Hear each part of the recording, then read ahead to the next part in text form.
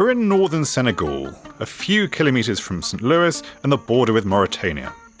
It's one of the driest places in the world, on the edge of the Sahara. Around 100 people live in the village of Mbondi.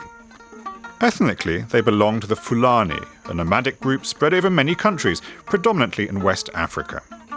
In the middle of the savannah, there's almost nothing, no electricity, no running water.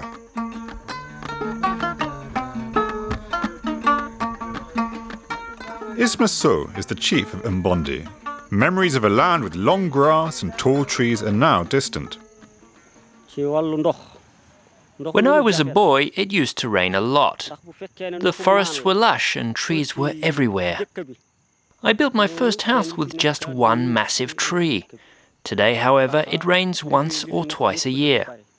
We've got 2 wells, one for people and one for animals, but there isn't enough water.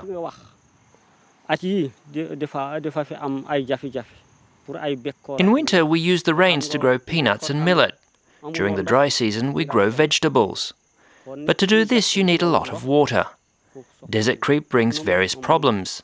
The soil has deteriorated, and we can't increase agricultural production. Livestock farming is also difficult.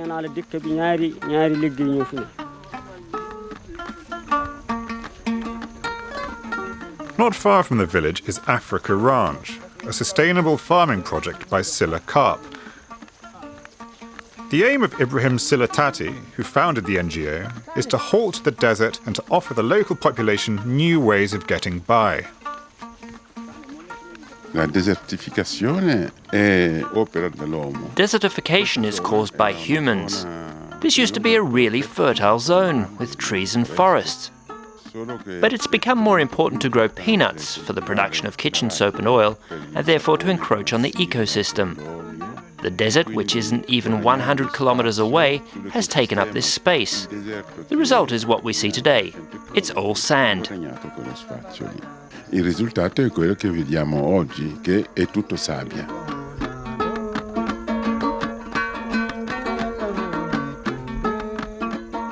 Il deserto si ferma riportando alla normalità quello che... One stops the desert by bringing back what humans have destroyed, by planting trees.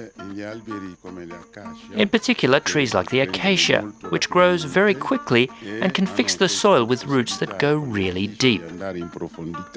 They thus create another ecosystem. We're also busy with something that is useful to the population, planting fruit trees.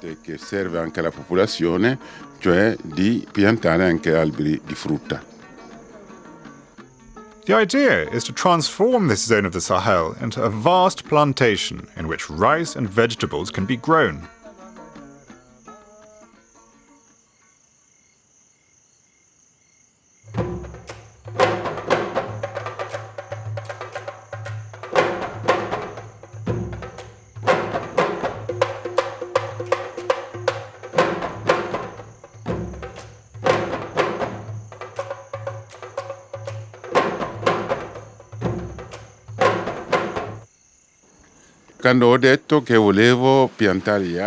When I said I wanted to plant trees, they told me, "But where's the water?" I replied, "We'll try to build some wells." Despite the fact that no wells have been built for years, there are families capable of finding water. This is passed down from father to son. We found someone who called together all the elders and who found the place with the best water not far under the surface. That's where we built new wells.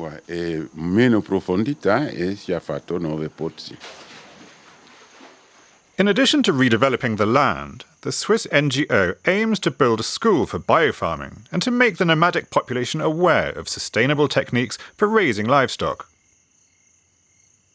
Tree after tree, Ibrahim has begun to construct his own environmental barrier. A project which could be used to complete the ambitious African scheme to block the desert creep with a great green wall, a strip of vegetation which will connect Senegal with East Africa. There's a lot of talk about the Great Green Wall. We haven't said much, but we have said, give us some land and we'll try to transform it. We're proud of it because we've connected more than 1,000 plants, and we're going forward.